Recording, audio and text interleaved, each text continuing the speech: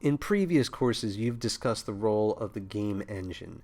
In this week's assignment, we are going to use Unity 3D, one of the most popular game engines available, to create a game level that we could then integrate with Audiokinetics Wwise. So to do so, we're going to begin by launching Unity. We're going to go up to the top here and we're going to create a new project.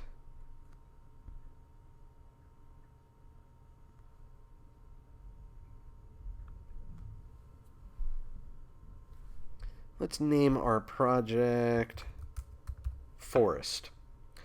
And we're going to place this in our Documents folder, specifically in the Week 4 folder. I'm going to make a new folder in there called Unity Project.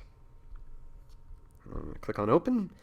I don't need to worry about enabling Unity Analytics, as I'm not going to be trying to track user information. This is just for ours. So I can now click on Create Project. This may take a moment or two.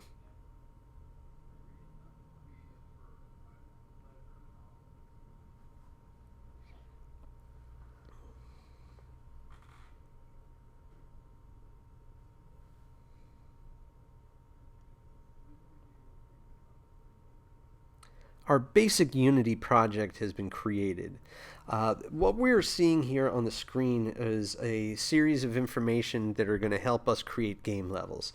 Located over here on the far left side is what we refer to as the hierarchy menu. This is going to enable us to see the various media components and objects that make up our game.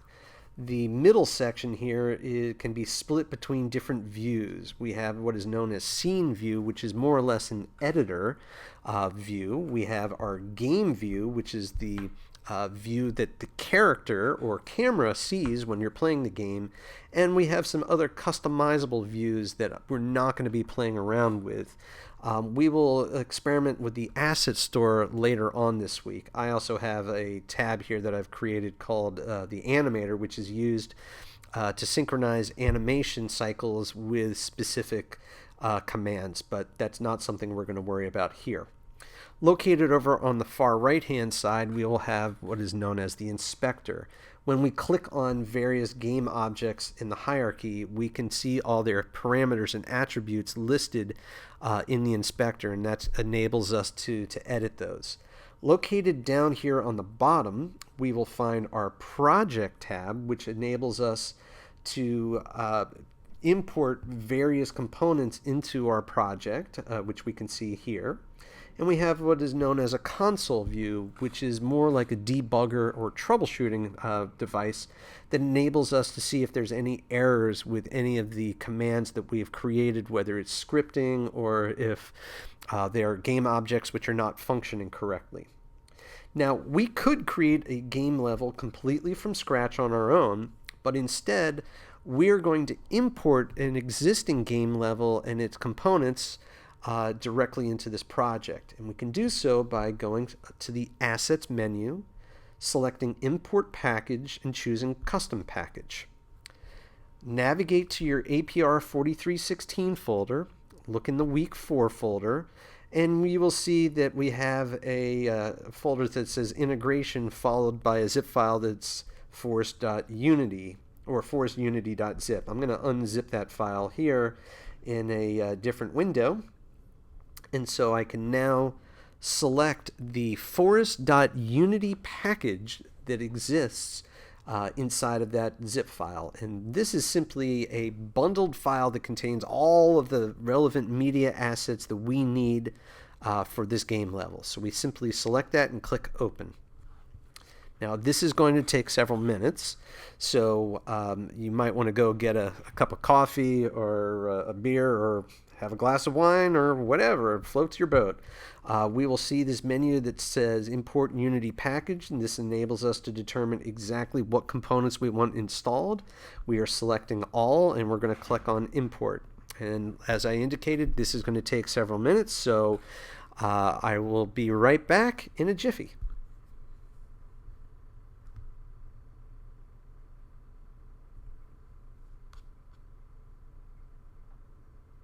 Now, you will find a potential warning message that pops up here indicating that the program needs to update what is known as an API. That is due to the assets that we are using, which are slightly older, and the version of Unity which we're using, which is a little bit newer. And so there are certain aspects which are not entirely compatible. But fortunately, Unity has the capability of updating these materials for us. So let's go ahead and click the I made a backup, go ahead button.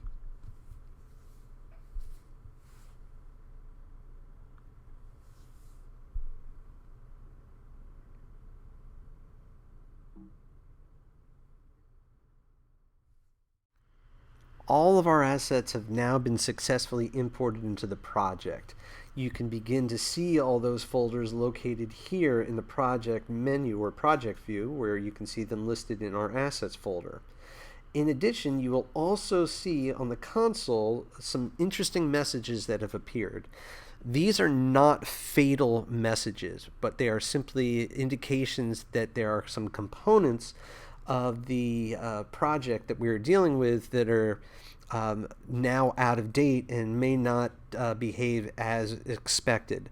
I assure you, in our case, that they have very little, if any, consequence on our project.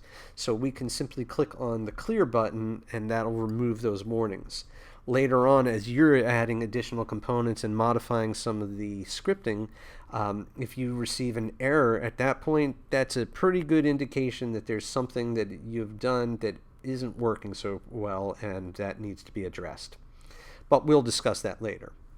At the moment, let's click on the Nature Starter Kit 2 folder and expand it. Inside, we will see a folder that says Scene. A scene in the game engine like Unity is more or less a session file that you would find for any DAW. It's a single file which is used to reference all the various media components and scripting languages to help put everything together for our level. So let's double click on the demo scene here and we will see what takes place. Now, when we've done so, we will now see that our view has changed. We can now see that we are looking at some grass and some trees. Located in our hierarchy, we have all the various components that make up this level that are part of our scene. There are different methods of being able to navigate within this scene, and we can do so by doing a two-finger click on the trackpad and just simply dragging and moving up and down, back and forth. And this is a two-finger click and hold, mind you, and that enables us to kind of just look around our scene if we have currently set up for the move tool being activated. There are other tools here that we could use that deal with the positioning of various objects in our scene, but we're not going to be addressing those at the moment. If we click on the game view here, we can see that our view looks a little different, and this is because of some effects that we've placed on the camera to give it a little bit more of a painterly look. Let's switch it back over to scene, and if we now press play, we will be able to walk around our level.